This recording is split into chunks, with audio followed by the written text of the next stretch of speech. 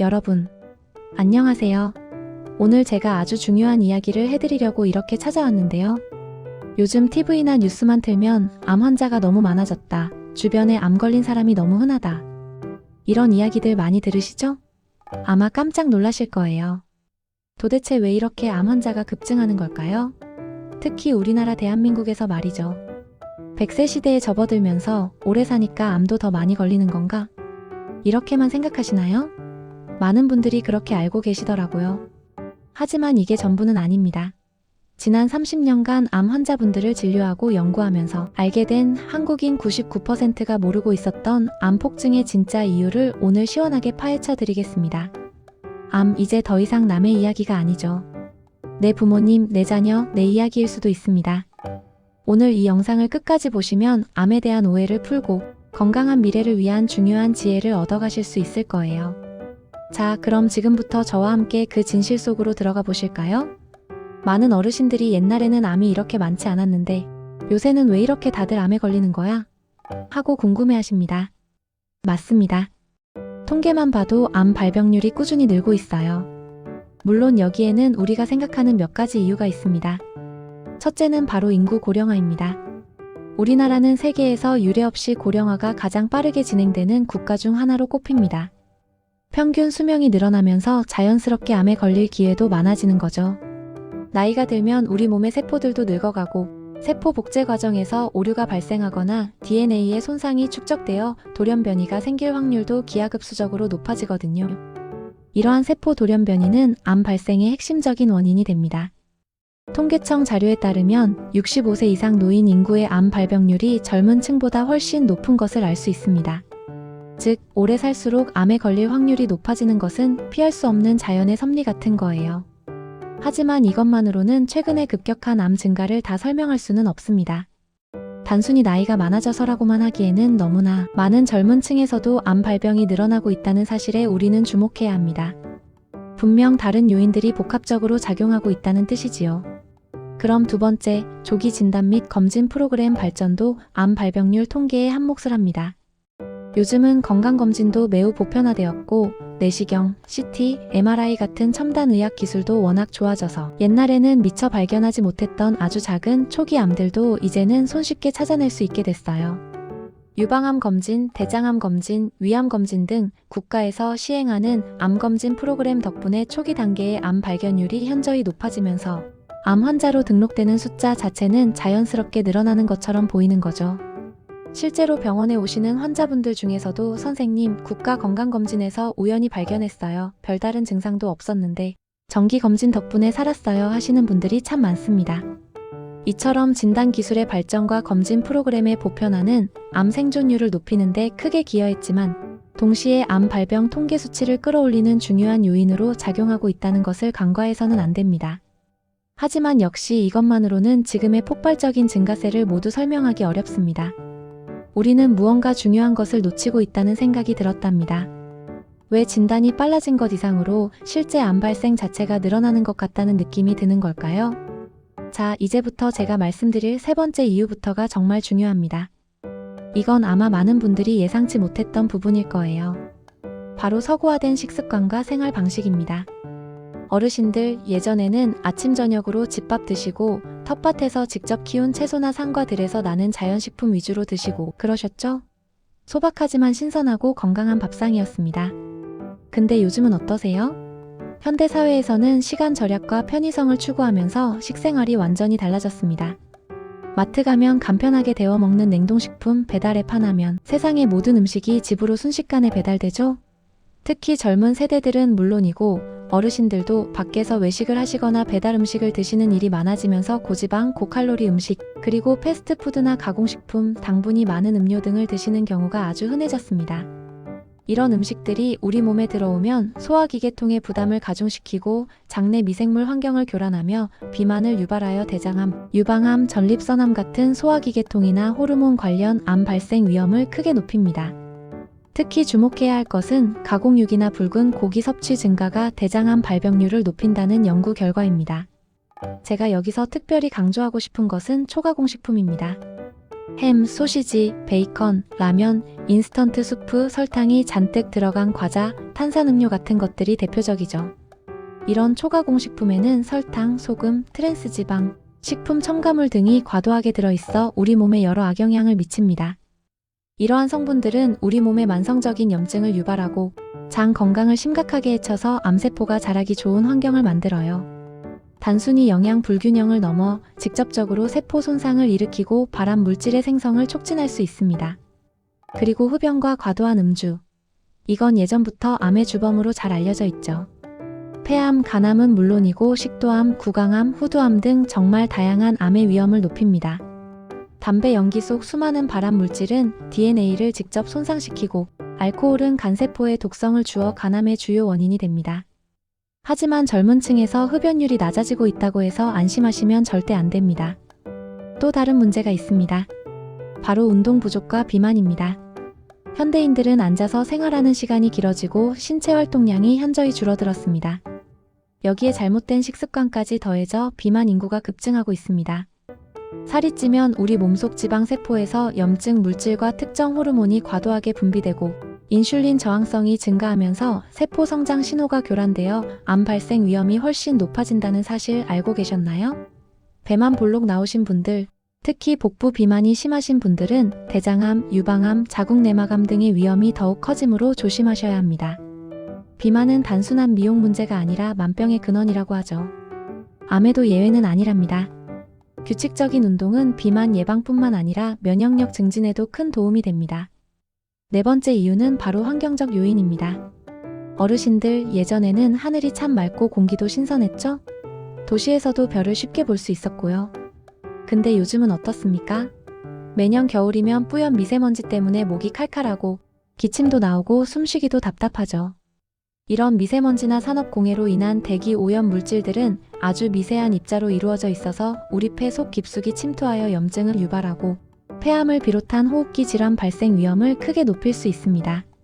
세계보건기구 WHO에서도 미세먼지를 1급 발암물질로 지정했을 정도입니다. 들이마시는 공기뿐만이 아닙니다. 우리가 먹는 음식, 마시는 물, 사용하는 생활용품 속에도 눈에 보이지 않는 화학 물질들이 너무나 많습니다. 농약, 중금속, 환경호르몬 등이 대표적인데요. 이러한 물질들은 우리 몸속에 들어와 호르몬 균형을 깨뜨리고 면역 체계를 교란하며 DNA를 손상시켜 암 발생에 직간접적으로 영향을 미칠 수 있습니다. 특히 요즘 심각한 사회 문제로 대두되는 것이 바로 미세 플라스틱입니다. 우리가 무심코 사용하는 플라스틱 용기나 일회용품, 심지어 합성 섬유, 옷 등에서 떨어져 나온 미세 플라스틱 조각들이 공기와 물을 통해 우리 몸속으로 들어와 장기에 쌓이고 염증을 일으키며 내분비 교란 물질처럼 작용하여 암 발생에 영향을 줄 수 있다는 연구 결과들이 속속들이 나오고 있어요. 정말 무서운 이야기죠?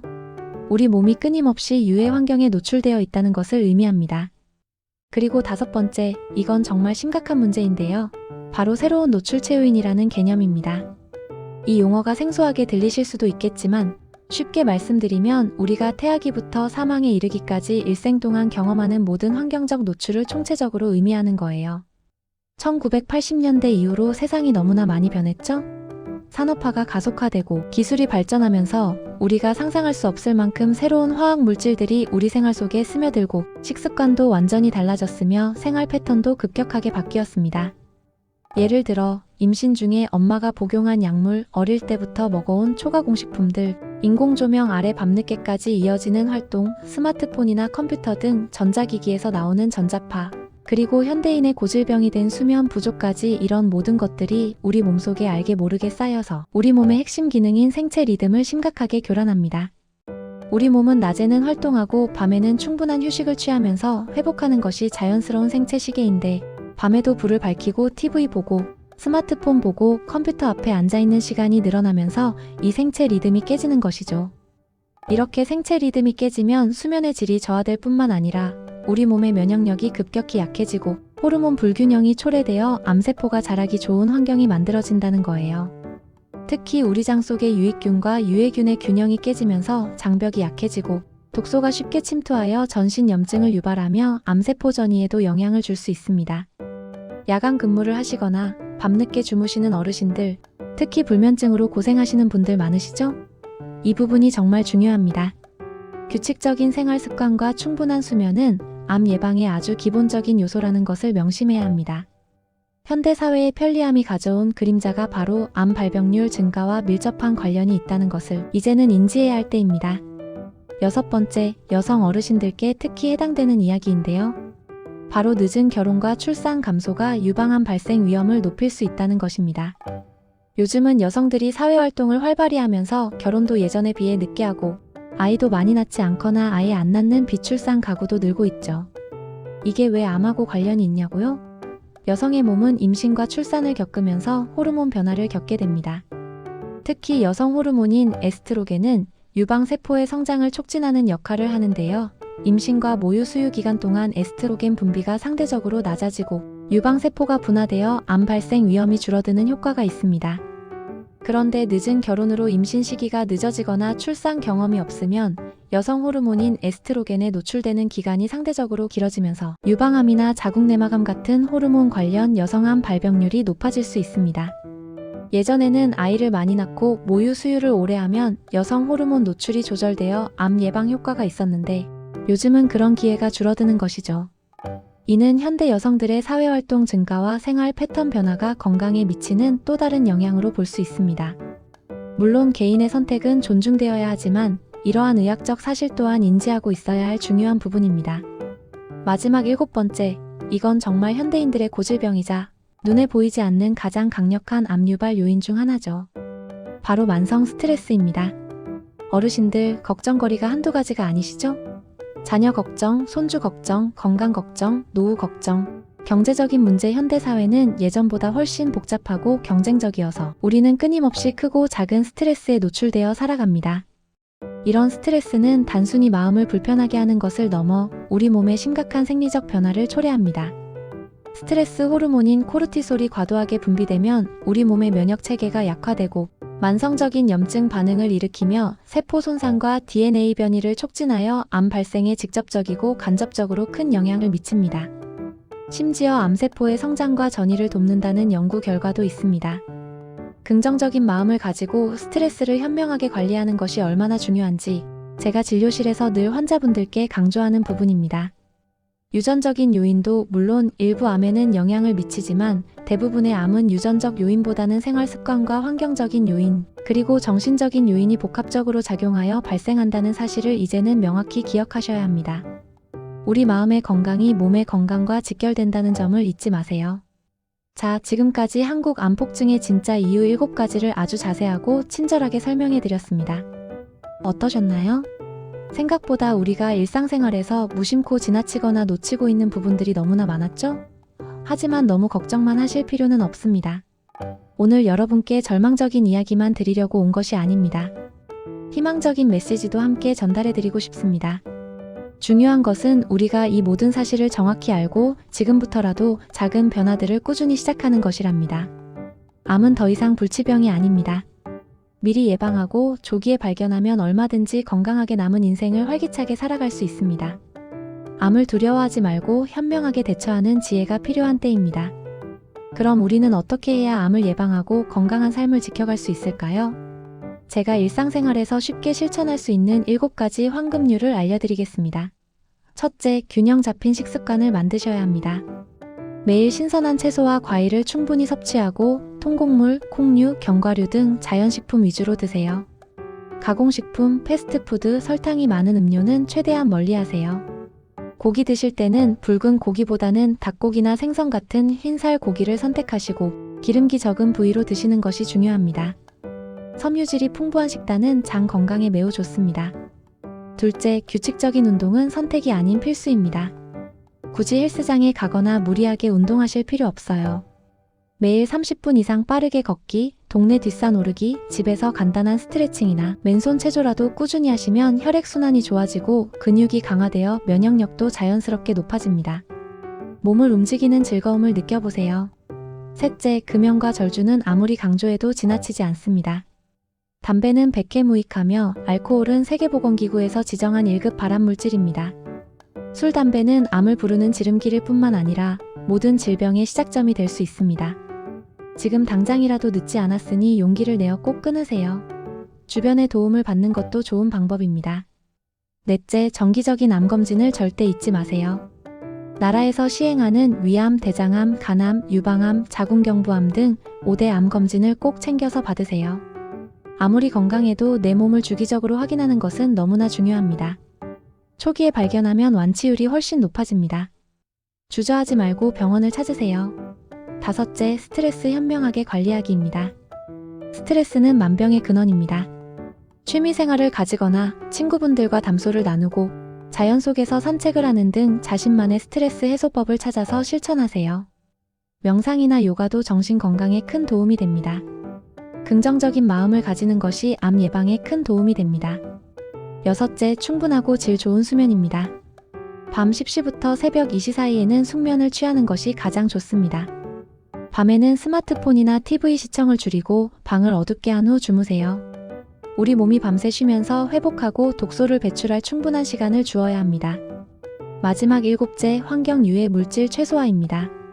미세먼지가 심한 날에는 외출을 자제하거나 KF94 마스크를 착용하시고 환기는 꼭 시켜주세요. 플라스틱 사용을 줄이고 친환경 제품을 사용하며 주방 위생에도 신경 쓰는 등 우리가 할 수 있는 작은 노력들이 모여 큰 변화를 만듭니다. 사랑하는 우리 어르신 여러분, 그리고 이 영상을 보고 계신 모든 분들, 암은 무서운 병이지만 우리가 충분히 이겨낼 수 있는 병입니다. 오늘 제가 말씀드린 이 지식들이 여러분의 건강한 100세 시대를 만드는데 작은 등불이 되기를 진심으로 바랍니다. 지금 당장이라도 작은 것 하나부터 용기를 내어 실천해보세요. 오늘 저녁 식사부터 채소 반찬 하나 더 올리기, 잠자리에 들기 전 10분 스트레칭 하기, 혹은 오랫동안 미뤄왔던 건강검진, 예약하기 등 여러분의 일상 속에서 시작할 수 있는 것들이 많습니다. 여러분의 작은 실천이 모여서 여러분의 건강은 물론이고 사랑하는 우리 가족 모두의 행복을 지켜줄 거예요. 기억하세요. 건강은 건강할 때 지키는 것이 가장 중요합니다. 오늘 제가 알려드린 7가지 황금률을 꼭 기억하시고 실천하셔서 활기찬 100세 시대를 건강하게 누리시기를 진심으로 응원하겠습니다. 여러분 할 수 있습니다. 힘내세요. 아자아자. 오늘 영상이 유익하셨다면 좋아요와 구독 그리고 알림 설정까지 꼭 부탁드립니다. 그리고 궁금한 점이 있으시다면 언제든지 댓글로 남겨주세요. 제가 직접 정성껏 답변해드리겠습니다. 여러분의 소중한 의견은 저에게 큰 힘이 됩니다. 다음에도 더 유익하고 알찬 건강 정보로 여러분을 찾아오겠습니다. 그때까지 모두 건강하세요. 감사합니다. 안녕히 계세요.